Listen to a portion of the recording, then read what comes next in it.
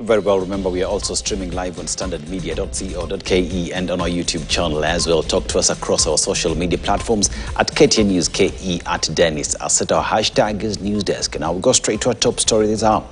Kiambu Governor Wamatangi has accused a section of county MPs of waging political propaganda and unrelenting attacks against his administration due to his refusal to condone corruption and land grabbing. Now speaking in Wamatangi, Juja and Kalimoni wards while issuing bursary checks to beneficiaries of the county's scholarship program, Wamatangi claimed the leaders turned against him after he rejected their demands for favors, including access to inflated tenders and public land.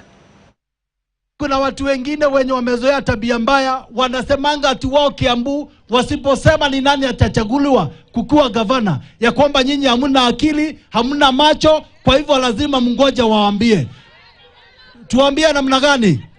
Wako na kura moja yao, mtu aongee kuhusu kura yake ama namna gani? Nimesikia wamekuanga wanazunguka siku hizi ati wako na gavana wao.